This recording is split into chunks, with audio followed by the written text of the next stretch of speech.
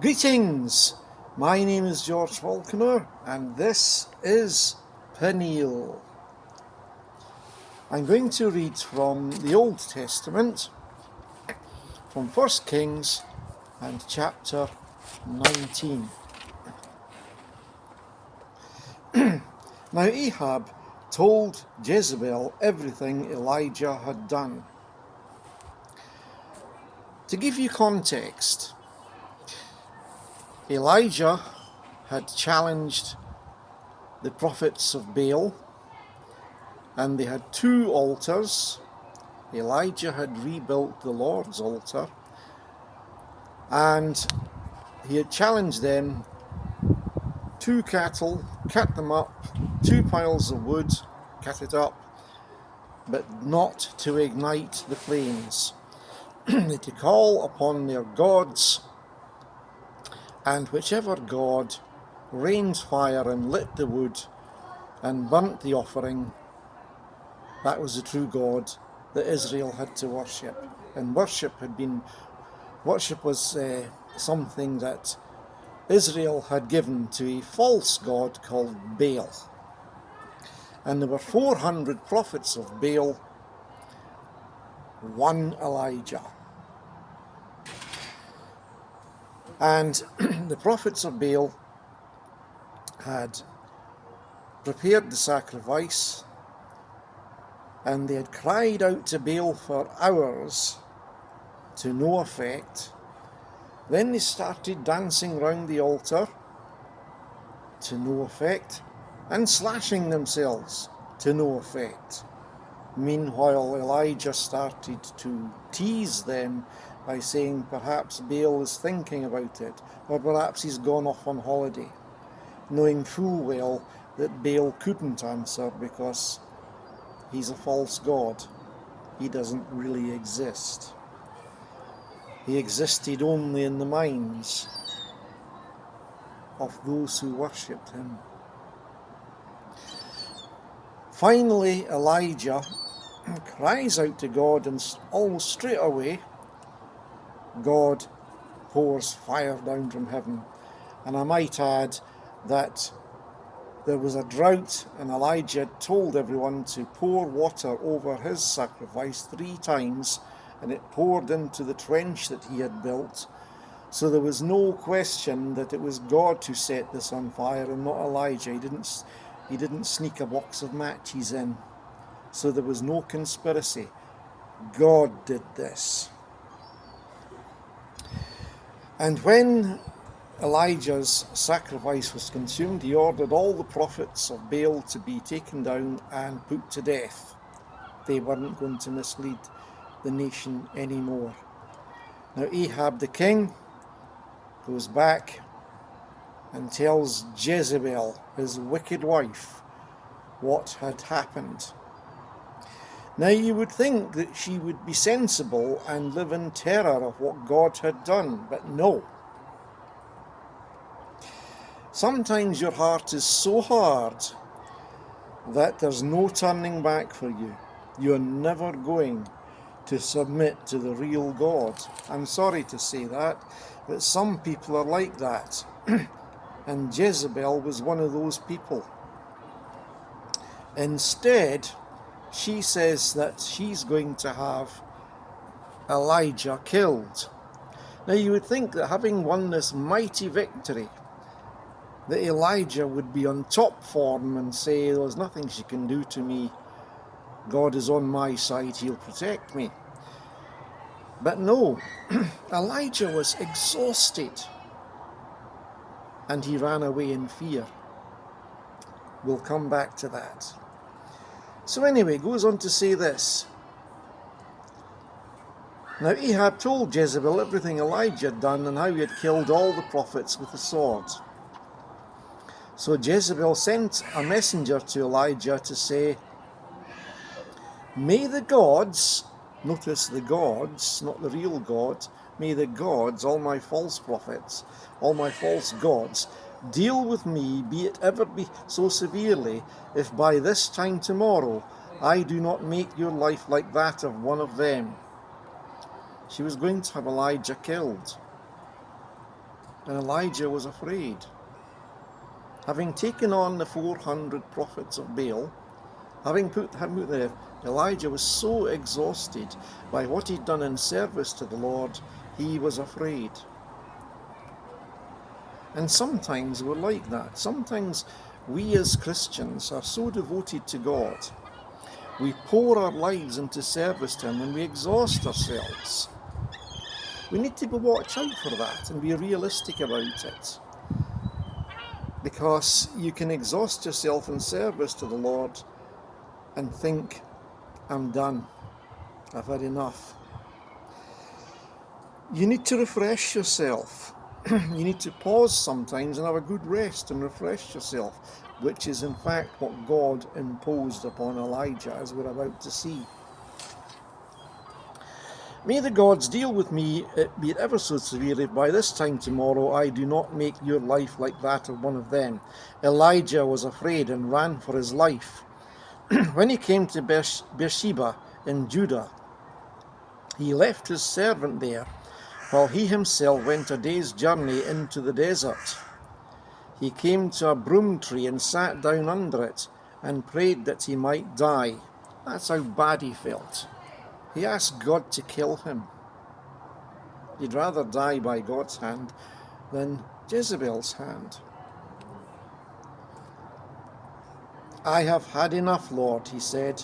Take my life. I am no better than my ancestors. Then he lay down under the tree and fell asleep. Well, he was exhausted. He needed the sleep. All at once an angel touched him and said, Get up and eat. He looked around, and there by his head was a cake of bread baked over hot coals and a jar of water. He ate and drank and then lay down again. The angel of the Lord came back a second time and touched him and said, Get up and eat, for the journey is too much for you. So he got up and ate and drank.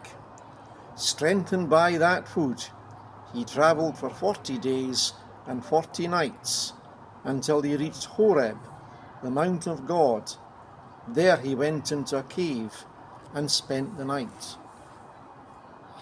Elijah needed to be refreshed, having poured so much energy into serving the Lord. He needed to be fed and watered. So God sent an angel to do just that. The angel even told him the second time, to get up and eat, for the journey is too much for you. Meaning the 40 days and 40 nights he was going to walk. Now, I don't know much about numbers, but I'm guessing that the 40 days and 40 nights are symbolic. We're told that Jesus went off to pray for 40 days and 40 nights. And the Bible often uses numbers as symbolic somehow. Somehow these numbers are perfect and speak of the perfection of God. So 40 days and 40 nights he travelled, he walked, and reached the mountain of God. Interesting, it's called the mountain of God. Not the mountain of Baal or some false god, the mountain of God. And there God was going to meet with him. And he went into the cave and spent the night. And the words of the Lord came to him, What are you doing here, Elijah? God knew, of course, but he was just getting Elijah up and making Elijah think and encouraging Elijah to give an account of what he had done, which God already knew about. But Elijah thinks everything's hopeless and his life is in danger. He just wants to die anyway. God is asked that question so that he would answer Elijah and give Elijah perspective. We often don't have perspective on what God is doing. Much of it's hidden from us, and we have to accept that and trust the Lord. God had kept some things from Elijah, which he was about to reveal to him. And the word of the Lord came to him, What are you doing here, Elijah? He replied, I have been very zealous for the Lord God Almighty. The Israelites have rejected your covenant broken down your altars, and put your prophets to death with the sword. I am the only one left, and now they are trying to kill me too. It's like saying, God, when they catch up with me and put me to death, you will have no prophets left. I and I alone have been faithful to you.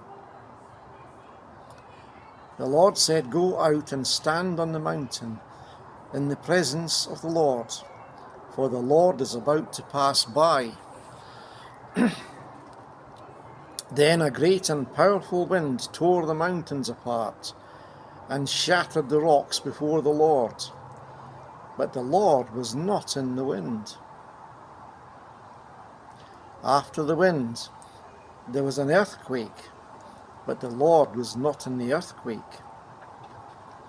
After the earthquake came a fire, but the Lord was not in the fire. And after the fire came a gentle whisper.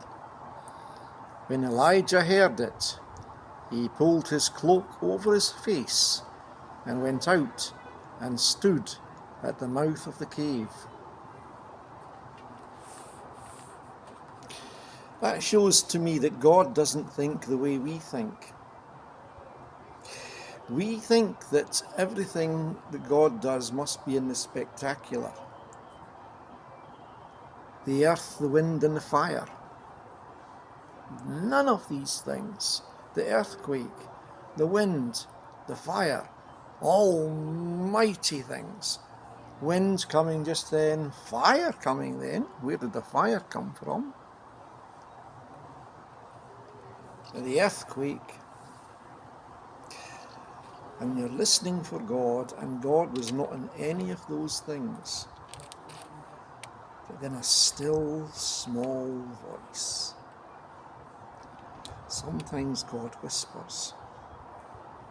He certainly whispers in his word. And this book, the Bible, is how God has revealed himself to us.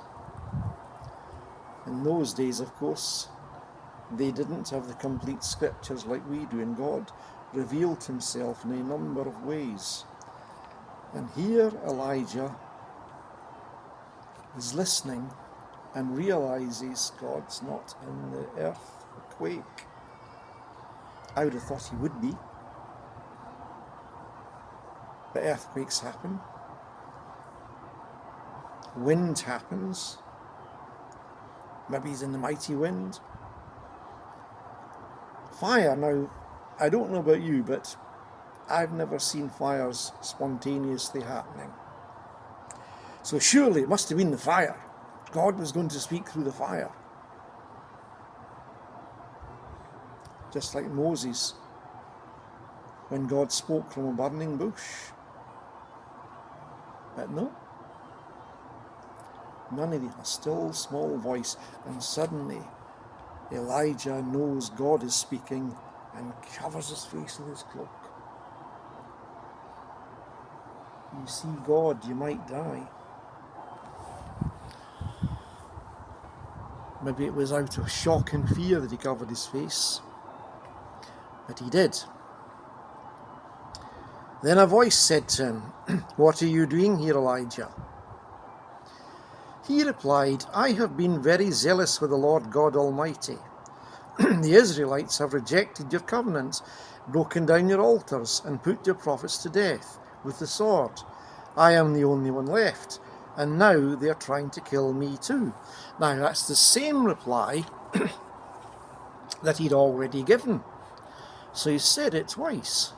"I am exhausted, Lord. I just want to die. I am the last of your prophets. This wicked king and his wife have put to death all your prophets. I and I alone have survived. I have served you mightily. I'm thoroughly exhausted. And I've also had this long journey. And by now the food you've provided and the water you provided, that's probably exhausted now. And I just want to curl up and die." You ever felt that way? Curl up and die. We need in God's service to be honest with ourselves and take account of our health, and not go soldiering on thinking, I am serving the Lord, I don't need to pay any attention to my health, and God will somehow keep me going. Well, God will keep you going all right as long as you're sensible about it. Eat what you have. Drink your water. Rest. And once you are revived, once you're refreshed, then get on with the service for the Lord. Don't pretend that you're not human and that you don't have human frailties. You need to look after yourself if you're going to be of any use to God.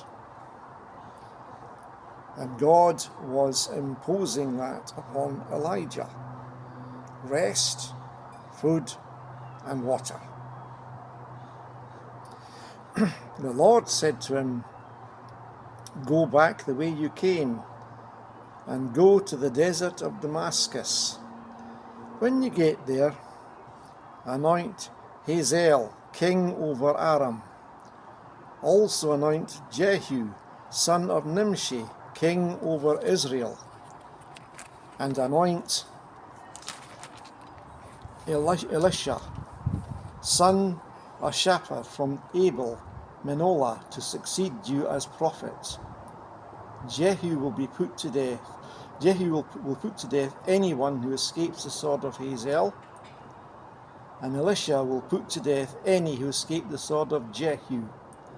Yet I reserve 7,000 in Israel. All those knees have not bowed down to Baal, and all those mouths have not kissed him. So there was the thing that Elisha didn't know. That Elijah didn't know. He thought he was the one and only prophet left. But here God has revealed to him that there are 7,000 other people who have not bowed the knee to the Baals. 7,000 other people who remained faithful to God just as he did. And the demise of the king and his wicked wife is set in motion here because Elijah has to anoint other people as king over Israel, and they are the ones who will put to death those who have opposed the Lord, and Elijah's successor, Elisha, will put to death those who escape the swords of the two new kings. God is coming back. He has only just started dealing with his people and promises Elijah, what you've done is not in vain. What you've done has been successful and will go on being successful. Anoint these two people and you have to go and call Elisha, who will be your successor. He will serve me. So obviously Elisha was one of the 7,000. So Elijah went from there and found Elisha, son of Shaphat. He was ploughing with 12 yoke of oxen, and he himself was driving the 12th pair. Elijah went up to him and threw his cloak around him. I think that was probably symbolic of Elisha becoming the successor to Elijah, putting the cloak over him. That same cloak he'd used to mask his face when he heard the voice.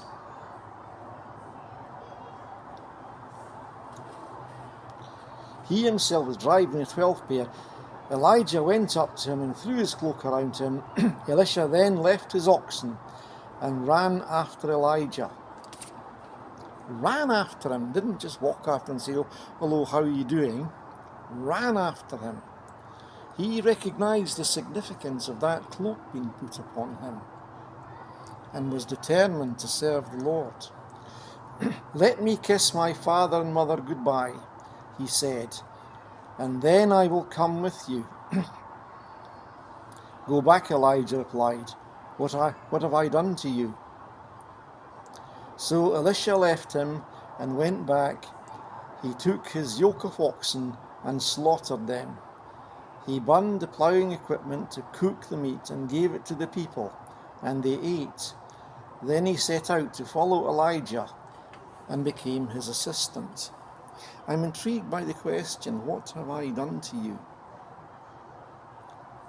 I wonder what that meant. All he wanted to do was go back and say goodbye to his parents. But it seems to me that it wasn't just a quick goodbye, Mum and Dad, I'm off now, because what he did would take some time. So the question is, what have I done to you? Well, I've made you my assistant. I'm going to teach you. I'm going to show you how to follow God. You're already following him, and I'm going to show you deeper things, I think is sort of implied in the question. So it seems in the culture that an awful lot of kissing went on to go back and kiss his parents goodbye. But then he didn't just suddenly run after Elijah. We are told here that he was out ploughing with 12 oxen. He's driving the 12th. And this would be his living. But we are told that he went back to say goodbye to his parents. He killed all the oxen. That was his means of income. And then used the equipment, cut it up, to cook the meat and gave it to the people. So there was no going back. Elisha knew this was life-changing and he would not be returning. He cut himself off. He cut off his means of production. So he couldn't go back to his oxen and his equipment. He was going forward with the Lord. Now we may not have to cut off our means of income, but we need to understand that when we start to follow the Lord, there's no going back. If you do turn back, there's something wrong. Perhaps you were never following the Lord in the first place. But Elisha was so committed to God, he did this. And the people benefited from it. He gave them the food. And I'm sure they enjoyed it and were refreshed by it. And he went off with this man who had confronted the king, who had a death sentence over him by the queen, who had put to death the prophets of Baal. So Elisha would have understood this is huge sacrifice, and I'm sacrificing my life to serve the Lord. Are we willing to sacrifice our lives in service to the Lord? I'll leave you with that thought.